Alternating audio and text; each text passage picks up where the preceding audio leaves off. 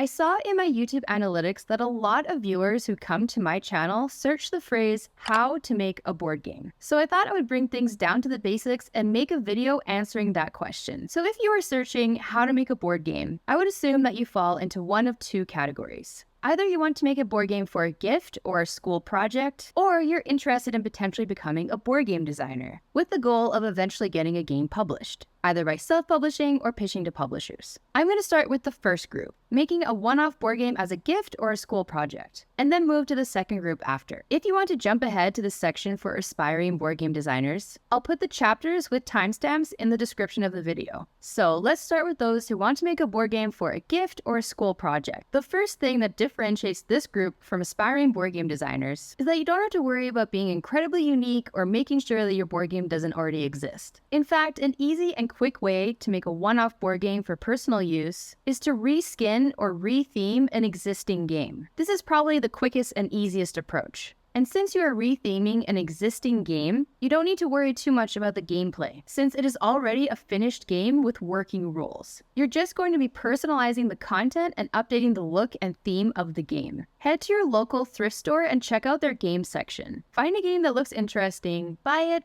take it home, and personalize it. I would recommend trying to find a game that isn't just a roll and move game, meaning a game where you roll dice and then move a piece along a track that many spaces and then do whatever the space tells you to do. Most people will make roll and move games. So if you want to differentiate your project or gift, I'd recommend thinking a bit outside the box and finding a game that is a bit more unexpected than a roll and move. Some examples of older games that might be found at thrift stores with more interesting mechanics than roll and move include The Amazing Labyrinth, Bonanza, Carcassonne, Settlers of Catan, and Apples to Apples. You can cover sections of the board or the entire board with label paper and then draw or write your personalized content on the game board. You can create your own cards using cheap index cards from a dollar store. And you can use label paper to cover dice to make custom dice as well. You can also cover the box the game came in and add your own title and pictures as well. An example of retheming a game for a gift could be buying an old Wits and Wagers trivia game, but updating the questions to make them about your friend, or whoever is the recipient of the gift. But you can still use the wagering chips, the wager mat, the dry erase boards, and markers already included in the game. You can also use pieces from an existing game, but come up with your own rules for gameplay. Let's say you have a school project to come up with a board game about geography. You could get a used copy of the game Risk that has a world map on it. Rather than using the original game's rules and just retheming it, you can make your own game but incorporating the existing game board. If you're going to come up with your own rules for your game, rather than just retheming an existing game, I would highly recommend making a very quick prototype first, just writing things on index cards using whatever bits you have on hand, and playing the game yourself to see if it actually works. If it does, get some of your classmates or friends to play the very simple prototype and see how it goes. Based on their feedback, you can make some changes and then update the prototype, and now you can focus on making it look nice. Since this is for a school project or a gift, you don't need to worry about playtesting the game as thoroughly as a board game designer would. You do want to make sure it is playable and conveys what you want it to convey. Head to your local dollar store to find other bits you might want to use in your game. Some items that are useful include colored block cubes, index cards,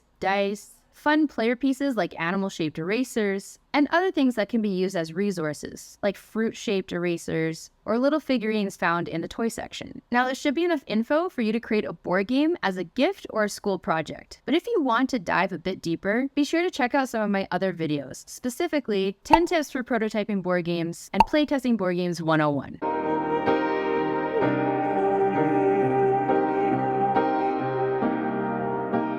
Moving on to those who are interested in board game design and might want to get a game published one day. The first thing I would suggest would be to go to a board game designer meetup as a playtester and play prototypes created by other designers and see how you feel afterwards. Do you feel inspired and energized? Or do you feel neutral or like you would have enjoyed spending your time doing something else? If you do feel inspired and can't wait to prototype your own game, congratulations, we've been waiting for you.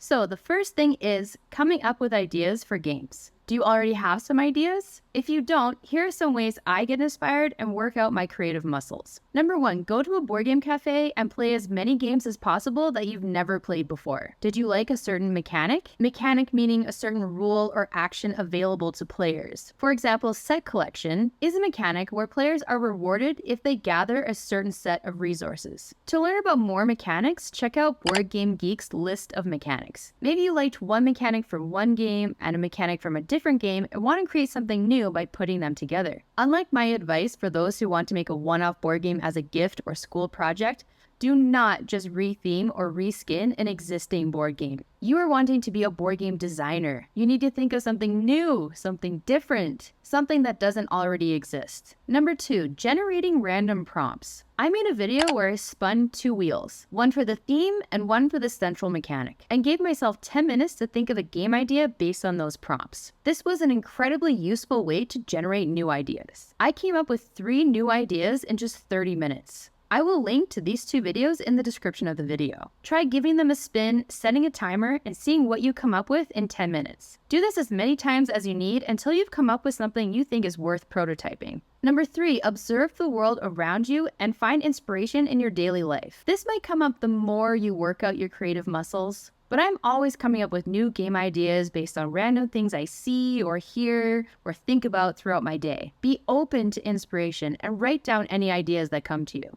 Now that you have an idea of what you want to prototype, this is the part where most designers, including myself, struggle. Making a quick and cheap game to test. Not spending days, weeks, or even months making a beautiful prototype before even testing it. If you can understand this concept as quickly as possible, you will grow so much as a designer very quickly. You need to have others playtest your game as soon as possible. This is the most important concept that new board game designers need to understand, because as soon as others play your game, it will almost always go completely differently than you thought it would in your head. So the quicker you can see your game being played, the sooner you can get the feedback you need to make updates and test it again. So all of this to say is that you want to make your prototype fast and cheap, and set a deadline for yourself for when you will test the game, so you don't keep working on your prototype forever. Sign up for a designer meetup or invite friends over to playtest your game on a certain day. This should only be a couple of weeks away maximum. This will force you to just get something done and get it to the table. So to make your prototype, I would highly recommend you watch my video 10 tips for prototyping board games, but here are some of the main points. Find cheap bits,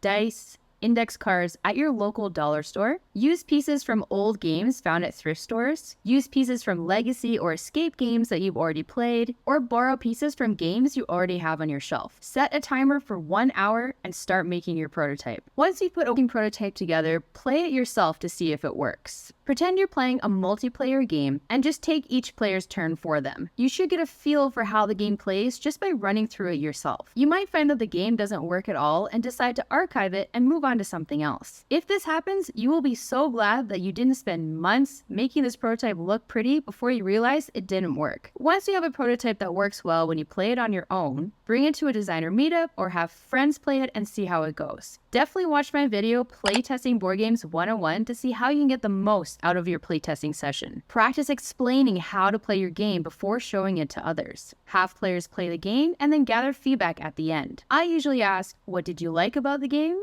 What did you not like, or what was frustrating for you?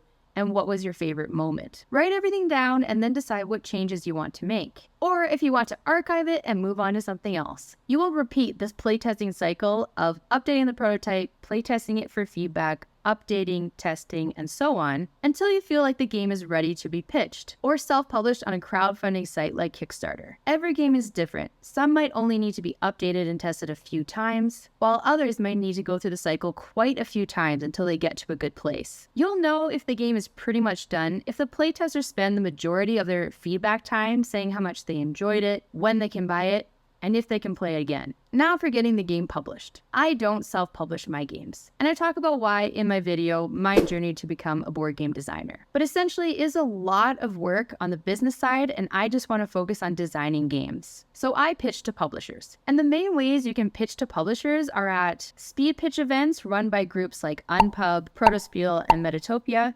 approaching publishers at their booths at board game conventions, submitting games to publishers who are accepting submissions directly through their websites, like Baked Potato Games, Stonemaier Games, and Pandasaurus Games, and building relationships with publishers so you can get onto their distribution lists and get calls for submissions for new game ideas. Watch my video How to Pitch to Publishers to learn more about the pitching process. So, I know that was a lot of information, but how to make a board game is a very broad question, and it's essentially what my entire channel is about. So it's tough to cover everything in one video, but I hope this was a helpful jumping off point for you if you're looking to make a game as a gift or a school project, or you're interested in becoming a board game designer too. Please let me know if you have any questions in the comments. And if this video was helpful for you, or if you enjoyed it, please be sure to like and subscribe. And as you can tell, I am in a hotel room, and that is because I am traveling, and I'm currently in Antigua, Guatemala. I'm working hard to continue to make these videos for you while I'm traveling, so I really appreciate every like, comment, and view. Be sure to follow me on social media at Pam Walls Game Design, and I'll see you in the next video.